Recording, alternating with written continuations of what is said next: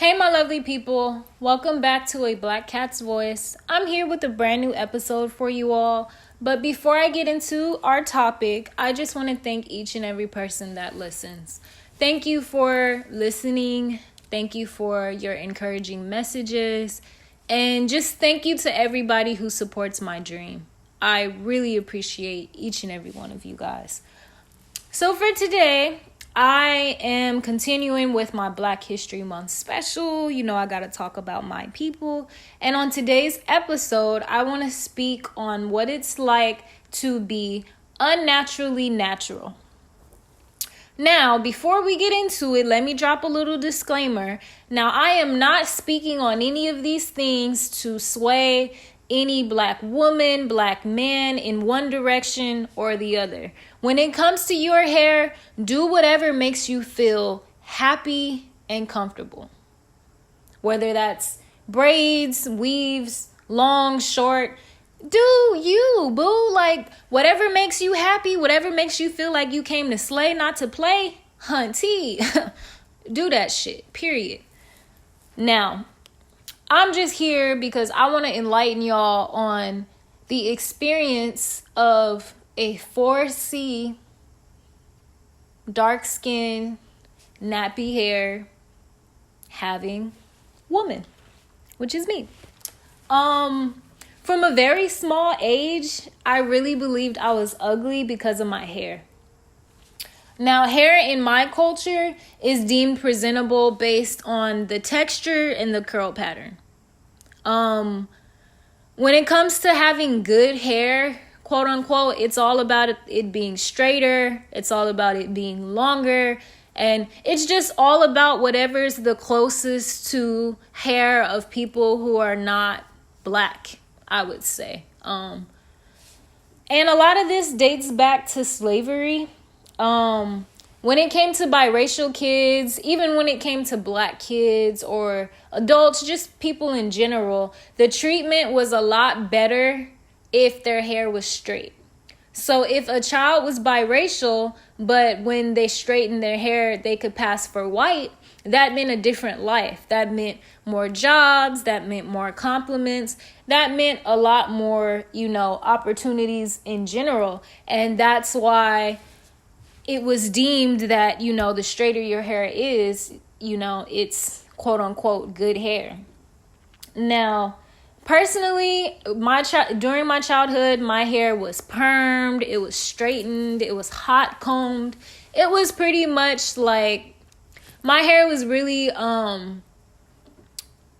just mutilated in so many ways, I will say, unknowingly, by people who thought they were helping me. The people who were taking care of me always made sure to mention that my hair was nappy and to say that, I have to fix my hair and I can't go out with my hair looking any kind of way because my hair already looks crazy. And the methods that they use to make my hair presentable, I guess, were very damaging, not only to me psychologically, but literally to my scalp. Now, perms are, for those of you who don't know, perms are chemicals that Black people put on their hair to make it straight for weeks, months, and days at a time, depending on your texture and the strength of the perm/relaxer, whatever you want to call it.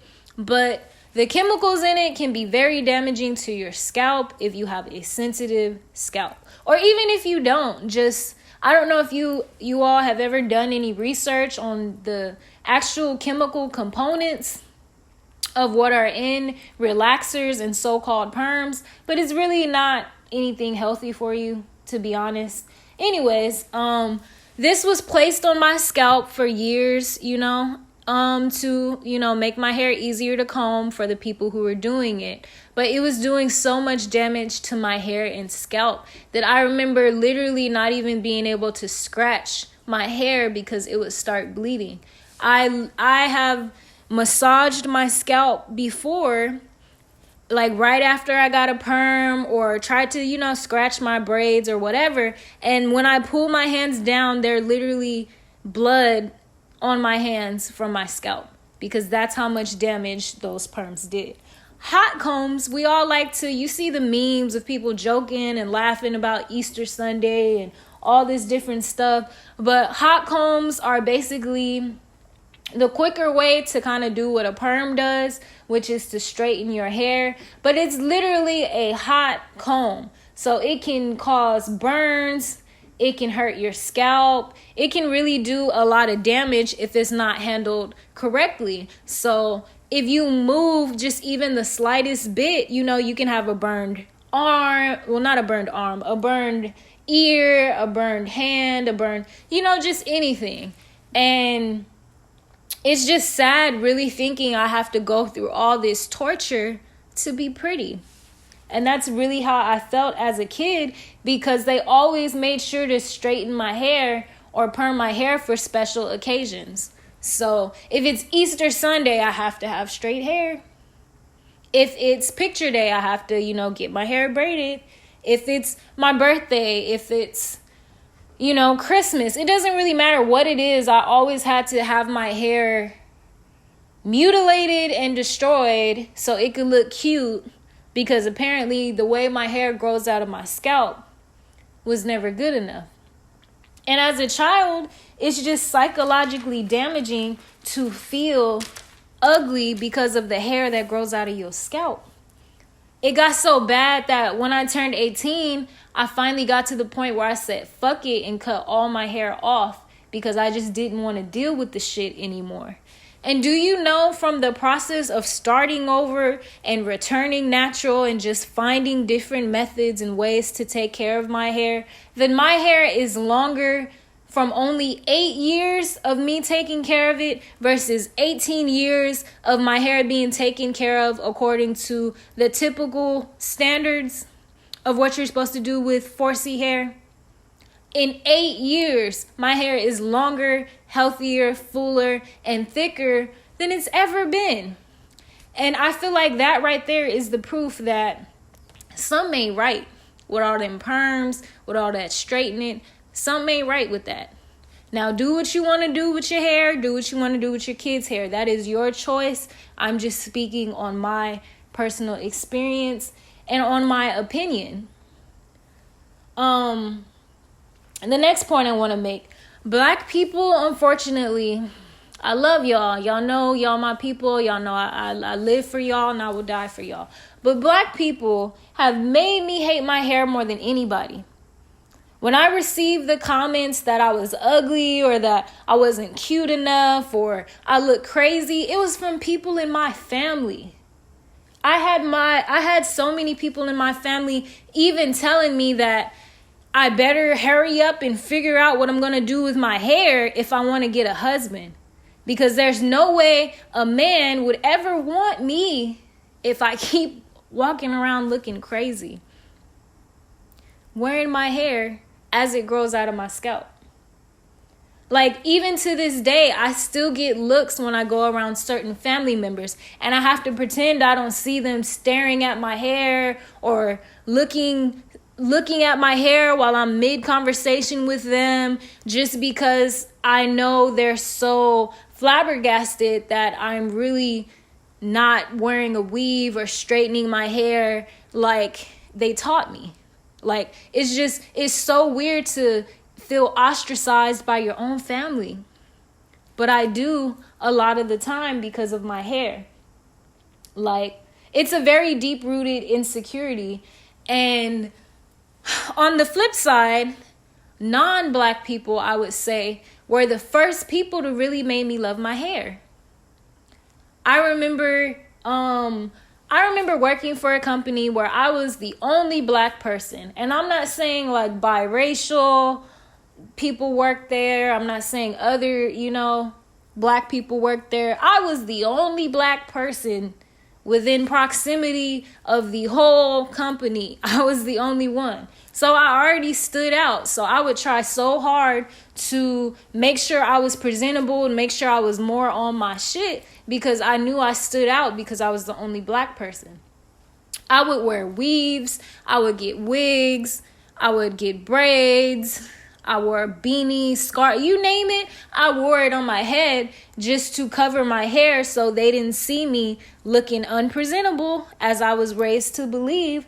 And I remember during this time, I was still struggling. So I was taking the bus and I had washed my hair and I had to go to work. I think I forgot my scarf. I don't know what happened, but I had to go to work and just show my natural hair. And I remember being terrified to walk in the building because I knew somebody was going to say something. I had a feeling my supervisor was going to write me up for, not following the dress code of being neat and presentable. And looking back, it's so sad that I really felt that way about my hair. Just because of the texture of my hair. It's not that my hair wasn't pretty. My hair has always been beautiful. But just because of how other people had convinced me it wasn't, I was so scared to walk into work that way. And do you know, when I got there, literally every single coworker I had told me I was beautiful.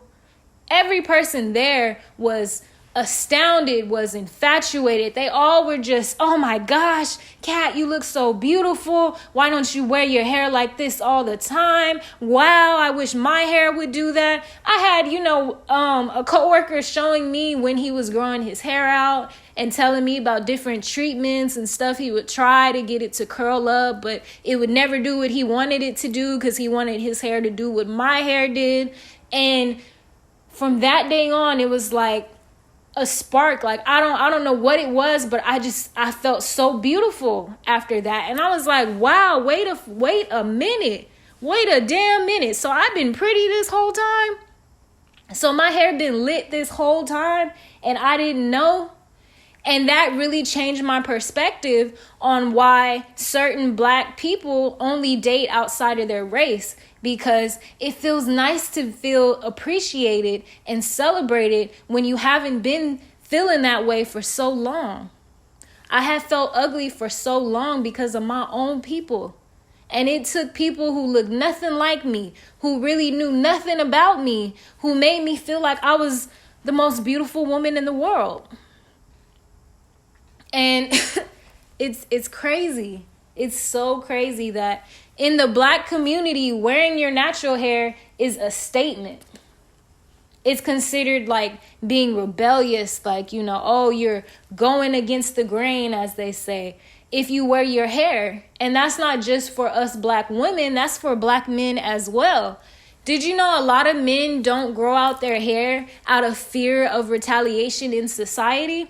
I've had friends tell me, I used to have a friend who had, oh my gosh, he had some of the most beautiful locks I've ever seen. And just because he took care of them, he washed them, made sure, get the fade, everything, really took care of his hair. And he cut his hair off. And I remember wondering why, he never grew his hair out again. And he told me that he would always get stopped by the police a lot more for having locks. They would always they really assumed he fit the description, even more so than you do as a Black person. He said he had been detained several times, for his hair being like that. He had lost job opportunities. There's actually even, this is not related to what he was telling me, but I don't know if you guys heard the news story, I think a year or a few years ago, where a Black kid was in a competition and they literally stopped the competition to make him cut his locks or they would have disqualified him. To this day, it is not illegal in all 50 states of America to discriminate against somebody because of their hair. It's still not illegal in America to this day. Google it. Do not believe me. Everything I say, Google it. Look it up. Do your research. Do not believe me. Like, isn't that sad? Even as Black women, a lot of us feel like we have to straighten our hair to fit in with society. Like, I've had men turn me down for dates. I've had men, well, not that I was trying to date them, but I'm saying I've had men who wanted to date me who said that we would only go on a date if I did something to my hair. I've had men tell me, oh, you're so beautiful, you're so pretty, but you're going to have to do something better with your hair. Or your hair, your hair is really taken away from your beauty. And I mean men who are just as dark, if not darker than I am. So you know what that tells me by us being the same color? Your mother, your sister, and probably your cousins have the same hair texture that I do. So if my hair that grows out of my scalp makes me ugly, what does that make them? Is that not self-hate? But we're not gonna get into that. It's just really sad to feel unwanted and unloved for something you can't control. I didn't ask my hair to grow like this. I'm glad that it does, and I'm happy with my hair years later, but I didn't ask for this. I remember actually a couple years back, one of my coworkers actually complimented my fro, and she was telling me that it was so beautiful to see, another black woman. She was black. It was so beautiful to see another black woman wearing her hair, because she didn't know we were allowed to wear our hair to work.